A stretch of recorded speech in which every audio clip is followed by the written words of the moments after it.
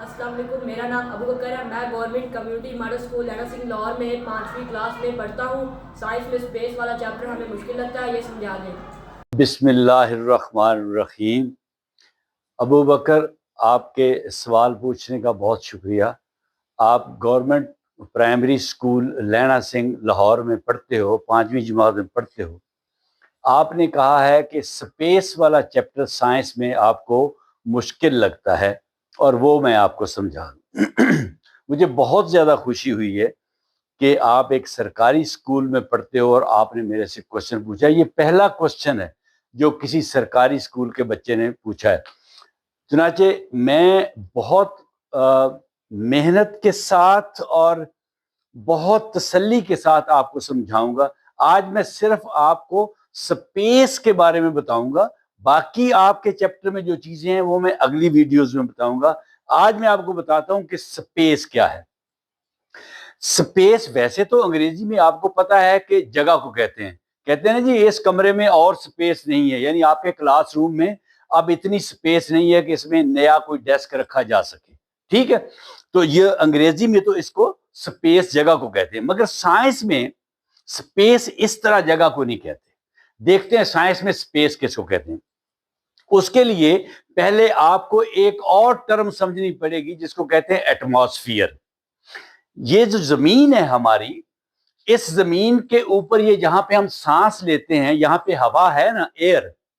अच्छा, ये जो एयर है ये तो आपको पता ही है कि इस एयर में तकरीबन 21% ऑक्सीजन है और 78% नाइट्रोजन है और ऑर्गन है और 0.04% कार्बन डाइऑक्साइड है। बाकी बहुत ट्रेसेस, थोड़ी थोड़ी गैसें हैं। मेन ये 4 गैसें हैं जो एयर बनाती हैं।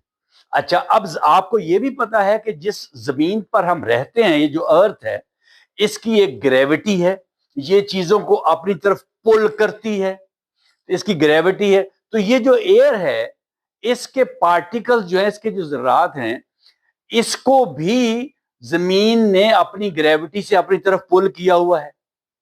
तो जब जब हम जमीन से ऊपर जाते जाएंगे तो ये ग्रेविटी जो है जमीन की कम होती जाएगी, यानी अपनी तरफ खींचने की ताकत कम होती जाएगी।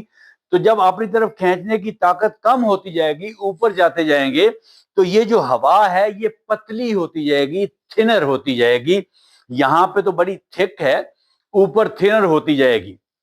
ग्रेजुअली ये हवा कम होती जाएगी। जब हम 100 किलोमीटर पर जाएंगे, अब साइंटिस्ट का इस बात पे इत्तेफाक है पूरी दुनिया में कि 100 किलोमीटर के ऊपर जाकर हवा खत्म हो जाती है, यानी एटमॉस्फेयर खत्म हो जाती है।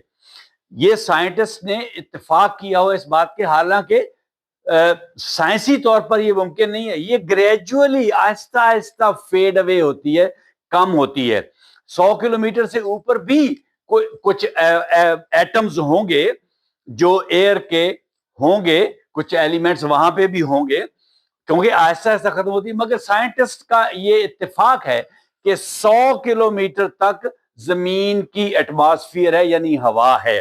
तो इसको हम स्पेस नहीं कहेंगे, ये स्पेस नहीं है।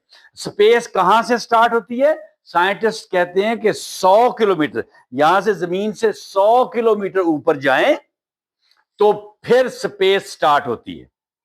अच्छा, अब स्पेस फिर है क्या? यानी स्पेस वो जगह है जहां पे कुछ भी नहीं है, जिसके अंदर वैक्यूम है। वैक्यूम खला को कहते हैं, यानी उसमें ना कोई एयर का पार्टिकल है, ना कोई डस्ट का पार्टिकल है, कुछ भी नहीं है, ना एयर है ना डस्ट है, कोई मिट्टी नहीं, कोई जर्रा नहीं, किसी चीज का, बिल्कुल खाली है। उसको हम स्पेस कहते हैं और वो 100 किलोमीटर से ऊपर शुरू होती है। अच्छा, अब ये जो स्पेस है इसमें आप कभी रात को मकान की छत पर चढ़े, आप देखें आपको क्या क्या नजर आता है। आपको चांद भी नजर आएगा, आपको स्टार्स भी नजर आएंगे।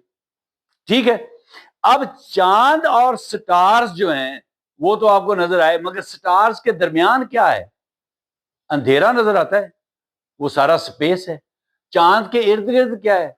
वो सारी स्पेस है। اگر چاند کے اوپر زمین دیکھیں تو اس کے ارد گرد کیا ہے؟ وہ ساری سپیس ہے، مگر اس 100 کلومیٹر کو نکال کر. ٹھیک ہے. اچھا، اب یہ جو سپیس ہے، یہ جب آپ 100 کلومیٹر سے اوپر جائیں گے، بے شک دن کا ٹائم ہو، آپ کو اندھیرا نظر آئے گا، ٹوٹل جیسا رات کو اندھیرا ہوتا ہے. اس میں آپ کو صرف ایک سن نظر آئے گا، جس کی ریز، جس کی شعائیں سیدھی آپ کے اوپر پڑ رہی ہیں، اور کچھ نظر نہیں آتا. جیسے آپ ایک اندھیرے کمرے میں رات کو ٹارچ آن کریں، اس کو دیوار پر ماریں تو دیوار کے اوپر آپ کو ایک سپاٹ نظر آتا ہے، بالکل اس طرح ایک بال نظر آئے گا سن آپ کو، باقی سارا اندھیرا ہوگا. اس کی وجہ کیا ہے؟ اس لیے ہمیں یہاں پہ جو دن نظر آتا ہے وہ اس لیے نظر آتا ہے کہ سن سے جو شعائیں آتی ہیں، جب وہ ان پارٹیکلز کے اوپر پڑتی ہیں، جب 100 کلومیٹر سے نیچے آتی ہیں، تو وہاں پہ جو ایئر کے پارٹیکلز ہیں، ڈسٹ کے پارٹیکلز ہیں، ان کو وہ آ کے ہٹ کرتی ہیں. جب وہ ہٹ کرتی ہے تو سکیٹر ہو جاتی ہیں، بکھر جاتی ہیں، اور ان کے اندر جو ہیٹ ہوتی ہے، ان کی جو انرجی ہوتی ہے، وہ اس ایئر کے، ہوا کے جو پارٹیکلز ہیں، وہ کچھ وہ ابزارو کر لیتے ہیں، کچھ ڈسٹ کے پارٹیکلز ابزارو کر لیتے ہیں، اور اس کو سپریڈ کر دیتے ہیں لائٹ کو. جب وہ لائٹ سپریڈ ہوتی ہے تو ہمیں نظر آتی ہے. تو 100 کلومیٹر سے اوپر چونکہ اس لائٹ کو سپریڈ کرنے والی چیز ہی کوئی نہیں ہے، وہاں پہ نہ ڈسٹ پارٹیکلز ہیں نہ ایئر کے پارٹیکلز ہیں، اس لیے وہاں پہ اندھیرا ہی اندھیرا ہے. دن کو بھی اندھیرا ہے. جس طرح آپ رات کو دیکھتے ہیں سٹارز، یہ سٹارز جو ہیں ان کے درمیان میں آپ کو بلینز آف سٹارز نظر آتے ہیں، اربوں، مگر ان کے درمیان میں اندھیرا ہے. کیوں؟ اس لیے کہ وہاں پہ کوئی ایئر نہیں ہے، ویکیوم ہے، اور وہاں پہ آپ کو ایک سٹار، ایک سپاٹ ایک نظر آئے گا، سیدھا آپ کی آنکھوں میں آئے گا، اس کی ارد گرد اس کی جو روشنی ہے وہ نظر نہیں آئے گی، کیونکہ وہاں پہ کوئی ایئر نہیں ہے اس کی روشنی کو سپریڈ کرنے کے لیے، بکھیرنے کے لیے، جو آپ کو نظر آئے. ٹھیک ہے. ایک تو یہ بات ہو گئی کہ سپیس جو ہے اس کے اندر اندھیرا ہے. دوسرا ٹمپریچر. جو ٹمپریچر ہے یہاں پہ آپ کو جو گرمی یا سردی محسوس ہوتی ہے وہ کیوں ہوتی ہے؟ اس لیے کہ جب سورج سے روشنی آتی ہے اور 100 کلومیٹر سے نیچے داخل ہوتی ہے ایٹماسفیئر میں، اور وہ ایئر کے پارٹیکلز کو، ڈسٹ کے پارٹیکلز کو ہٹ کرتی ہے، تو وہ ایک تو سلو ہو جاتی ہے، دوسرا اس کی اپنی حرارت جو ہے، اپنی اس کی ہیٹ جو ہے، وہ ایئر کے پارٹیکل جذب کر لیتے ہیں، اور وہ ایئر کے پارٹیکل جذب جب کرتے ہیں تو وہ پھر ادھر ادھر ان کی سپیڈ تیز ہو جاتی ہے، اس کو کہتے ہیں وگلنگ، وہ رینڈم موومنٹ، ادھر بھاگ. اور ان میں جو ہیٹ ہوتی ہے، ان پارٹیکلز میں جو ہیٹ انہوں نے سن کی ابزارو کی ہے، وہ چونکہ بہت تیزی سے بھاگ رہے ہیں، جب وہ ہمارے جسم کو تیزی سے آ کے ہٹ کرتے ہیں تو وہ والی ہیٹ ہمارے جسم میں وہ ٹرانسفر کر دیتے ہیں، ہمارا جسم ابزارو کرتا ہے تو ہمیں گرمی لگتی ہے. سردیوں میں ہمیں سردی کیوں لگتی ہے؟ اس لیے کہ سن سے جو ہیٹ آتی ہے وہ تھوڑی ہوتی ہے، وہ ہیٹ تھوڑی ابزارب کرتے ہیں، ان میں اتنی ہیٹ ہوتی نہیں، اور اتنی وگلنگ نہیں کرتے، اتنی سپیڈ سے رینڈم موومنٹ نہیں کرتے، ہمارے جسم کو اتنی سپیڈ سے، اتنی زیادہ تعداد میں وہ آ کے ہٹ نہیں کرتے، چنانچہ وہ آہستہ آہستہ موو کرتے ہیں، اور جب ہمارے جسم کو لگتے ہیں بلکہ ہمارے جسم کے اندر جو ہیٹ ہے اس کو وہ ابزارب کر کے لے جاتے ہیں، اور ہمارا جسم ہمیں ٹھنڈ محسوس ہوتی ہے. تو یہ ٹمپریچر کا میں نے آپ کو بتایا. اچھا، جب آپ سپیس میں جاتے ہیں 100 کلومیٹر سے اوپر، تو وہاں پہ ہیٹ کی کیا صورتحال ہے؟ اندھیرا تو آپ نے دیکھ لیا کہ اندھیرا تو ہے، مگر ہیٹ کیا ہے؟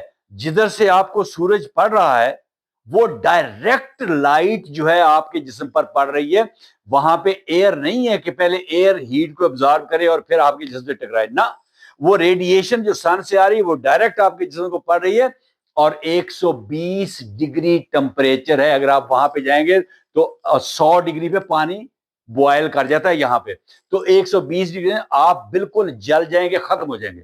اور جو دوسری سائڈ ہے جہاں پہ وہ نہیں پڑ رہی، وہاں پہ پتہ کیا ٹمپریچر ہوگا؟ -100 डिग्री सेंटीग्रेड। आपकी एक साइड पे कितना टेम्परेचर है? 120 डिग्री सेंटीग्रेड।